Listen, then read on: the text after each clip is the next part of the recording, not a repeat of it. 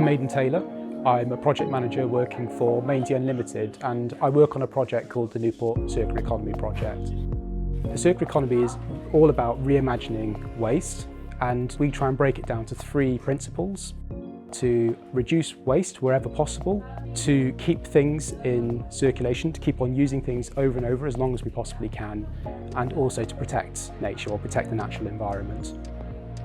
There's so much exciting stuff happening in Newport today. There's different groups and organisations working in repair and reuse and sharing. So what we've been trying to do is get these groups to talk to each other a little bit more. We're trying to foster those conversations. But it's also clear that there's different challenges, and we're really trying to work out what the best way is to respond to those, because we want to see these things carrying on far into the future. We want them to become normalised and parts of everyday activities.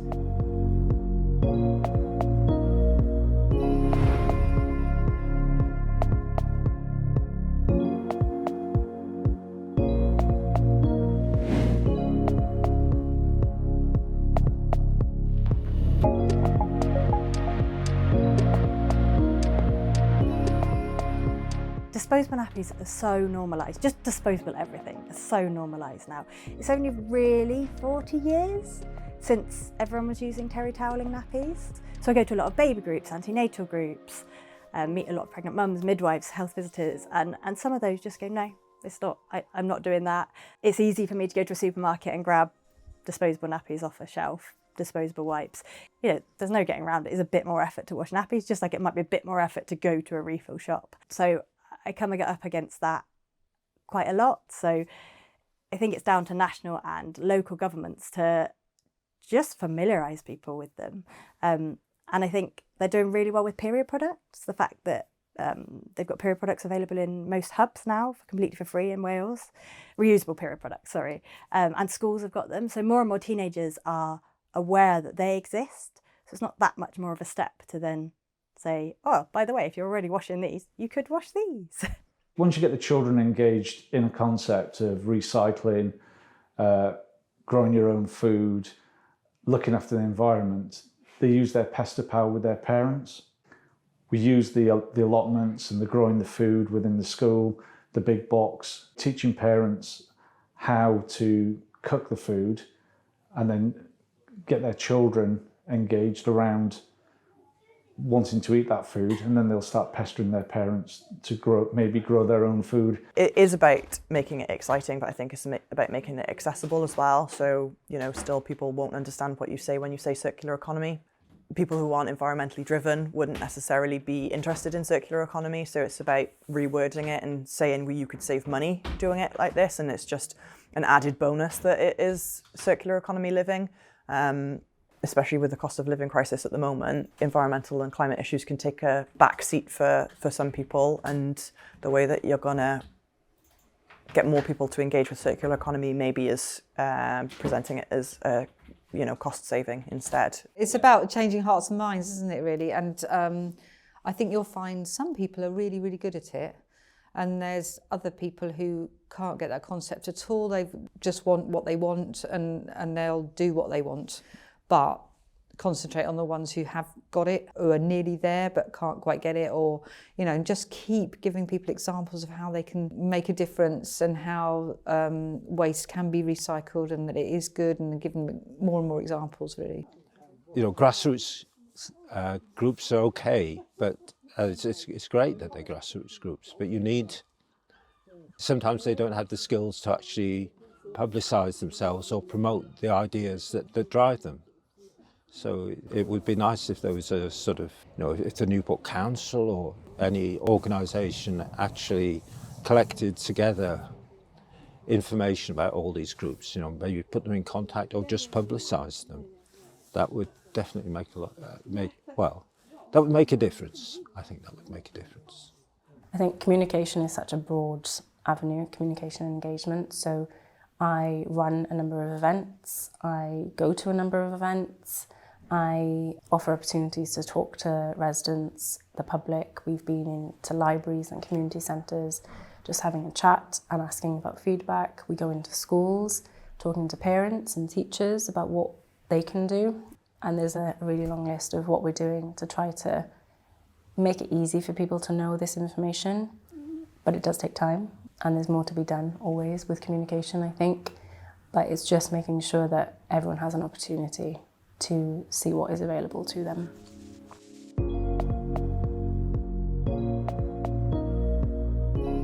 What I find hard here, people, no one teach people how to do it. Like even basic DIY, like change the socket. You have to go in a college to learn it, which is, it's very straightforward, you know, but people are scared to do it. So I would like to teach people about that and also show them. And I did some workshops, and you have to see people's faces. They come and they shake, and after 2 hours they're smiling and they scream out like, oh, I never been thinking I could make that. You know, when you mend something, you've got that connection to it. It means so much more. And when you get a hand-me-down from somebody that you love, you can't replace that. I think that messaging is gradually coming through. And I know that the skills about mending have been lost over time due to fast fashion, but it's definitely coming back. People can see the value in mending and creating something that's unique. Regarding like the financial benefits of it, that doesn't really interest me as much, but the skills and skill sharing of everything, I think that's more what I like. So like the way I'd like to think about it is that if and when I have kids, I'd like them to have opportunities to go and like literally touch grass and like plant stuff and know how to fix things. We don't have all the knowledge. I mean, I have a bit of knowledge about a small aspect, and John has a lot of knowledge about other aspects, and some of our other volunteers have knowledge about other things. So it's about making that sort of network together and then celebrating all of those skills and that knowledge together. And people will now start coming to us to say, how do you do that? How much will it cost? Who do I ask? Can I do this? You know, all of those questions. We can help people answer, or we know someone who can answer it.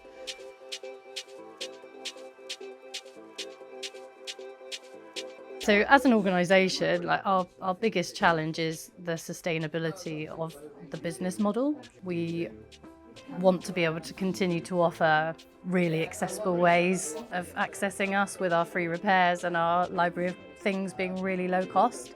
But being a high street retail business, we obviously need to have a sustainable business model. So funding and income generation is always going to be our biggest challenge here.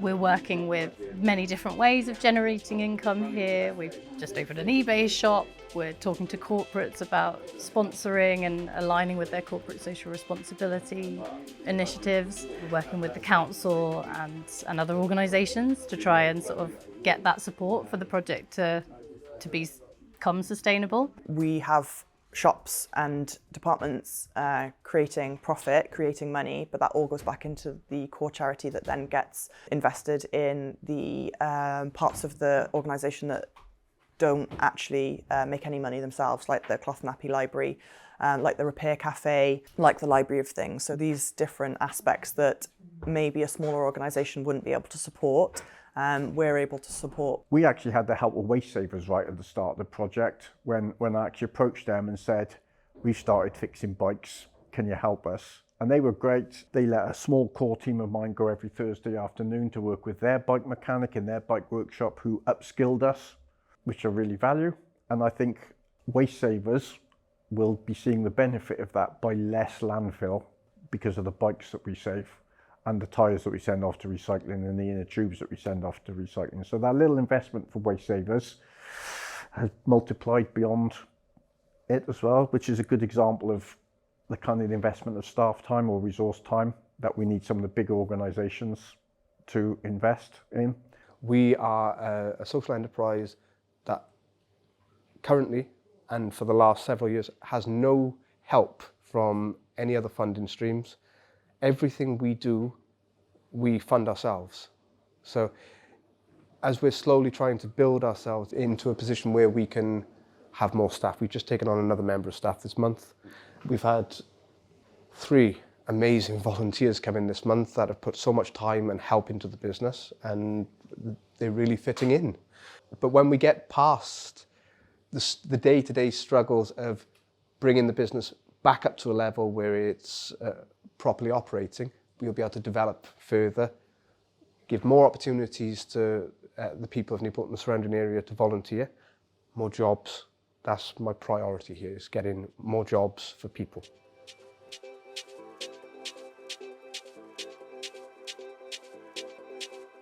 There are a lot of organisations in the local area, so I think it's about building on what we're really good at, and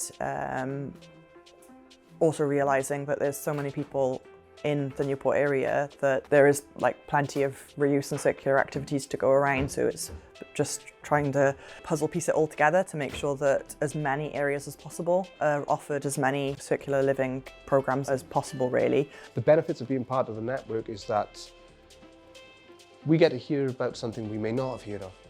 So just getting our name out there, getting other people's names out there, I think that's great. We want to do more work and we want to support where we can, but we are limited with resources, so we can support in the awareness raising, the engaging, but I think it also, coming from a neutral party maybe, via the Circular Newport network that has its own ambition and its own goals, I think it's the right place for it to be.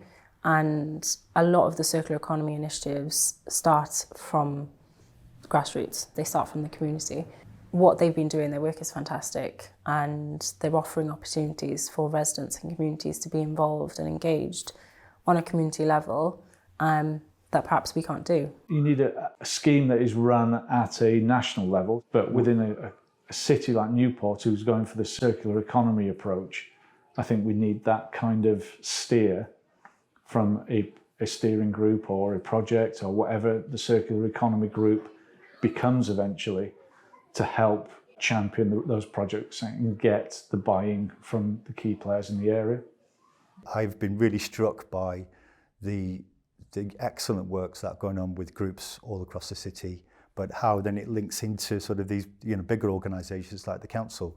So if we keep on in that direction, I think it's going to be very good for Newport. But it needs a leadership, it needs the strategic vision for that to happen as well.